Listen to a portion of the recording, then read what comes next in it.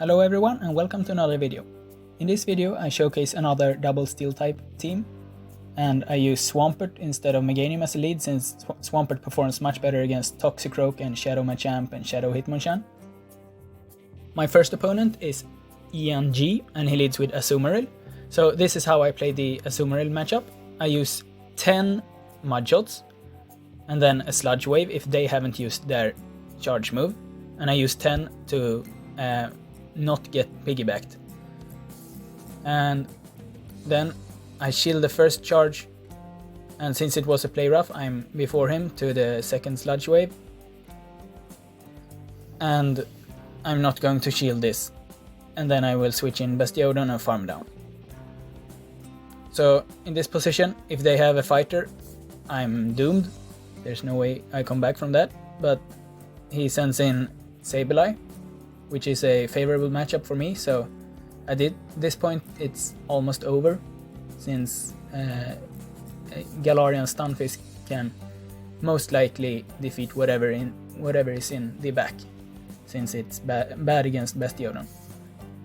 And now I see it's a lowland Marowak, so I will just switch into my own Galarian Stunfisk and go straight for the Earthquake to win this game.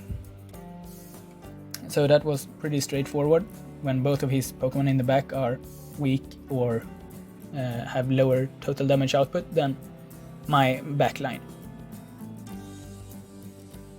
My second opponent in this run is Kiyama, and he leads with Hypno against my Swampert, so this is slightly unfavorable for me. But at least both of my Pokemon in the back have positive matchups against Hypno. So I farm up a ton of energy on Swampert and then switch into Galarian Stunfisk. And he switches in his own Galarian Stunfisk, which is usually suicide if you are not able to call the baits correctly. And he calls the first bait, and then he goes straight for the Earthquake. So now he has pretty much equalized my advantage. But since I had so much energy from the Hypno, I will be able to reach my Earthquake and 2 Rock Slides before he reaches 2 Earthquakes. And then he makes a mistake here, where he actually goes for the Rock Slide, but it was totally unnecessary since he knew that I have my Swampert in the back with energy, so there was no reason for me to shield. And then he just resigns, because his last Pokemon was either very weak to Bastiodon or very weak to Swampert. Next up is a game against Aid Butler, and he leads with Beedrill. And this is not a matchup that I'm familiar with, but I expect that Swampert wins since it only needs to hit 2 Hydro Cannons, and Beedrill is not going to KO Swampert with just 1 charge move. But since he shields it, I instead of staying, I just stick to the strategy and checks if he has an Azumarill or a fighter in the back. But he does not, and then I just go straight for the Rock Slide and shield this to farm down. So now I have switch advantage, and he has got a Ferrothorn. So at any cost my Swampert must stay away from this Ferrothorn. So even though my Smackdowns are resisted and this will take a lot of time just to bring down the Ferrothorn, I need to send in my Bastiodon.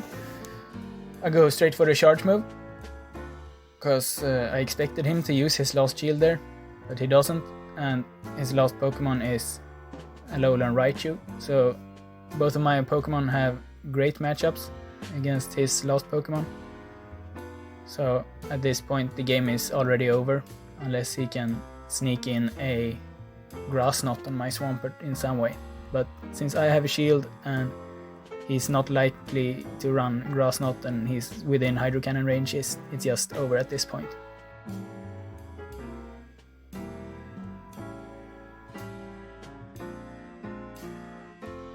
Next, in game number 4, I go up against Pedin, and he leads with Azumarill. So I will just try to use 10 Mudshots and then a Sludge Wave.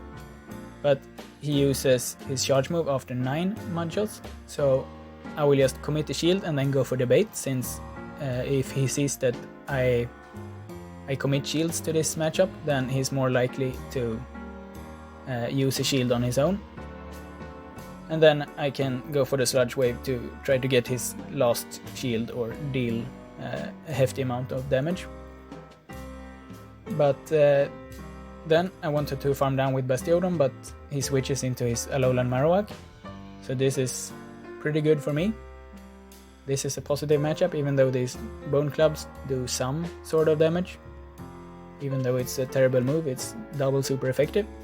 So I don't want to commit to the farm down. I will just KO this Alolan Marowak and I will let him farm me down. So now this Azumarill is just pumped on energy. So I switch in my Swampert to absorb this, and then I switch to Galarian Stunfisk immediately, because there's very few things that can beat Galarian Stunfisk in a 1-0 shield advantage.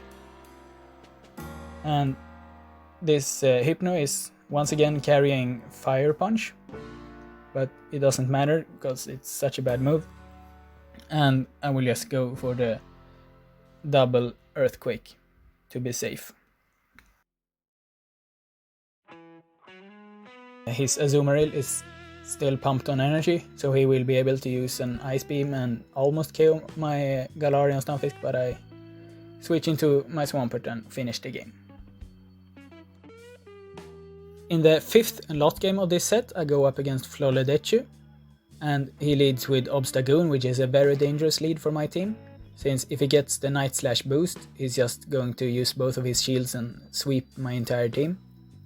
So I go straight for the Hydro Cannon before he has a chance to be boosted, and since he let it through, I will just switch into my Galarian Stunfisk, because he's almost in Rock Slide range. And this Galarian Stunfisk has 2 missions this game. Firstly, to check if he has got an Azumarill in the back, and secondly, to burn both of his shields. So I'm going to commit 1 shield, and then force his last shield, and then I will lastly just put a lot of faith in Bastiodon, since it didn't seem like he had a better counter for a Steel type. So I send in my Swampert just to tank that charge move, and then I go into Bastiodon. And he blindly switches into his Hypno, which is great for me, because this is a very positive matchup.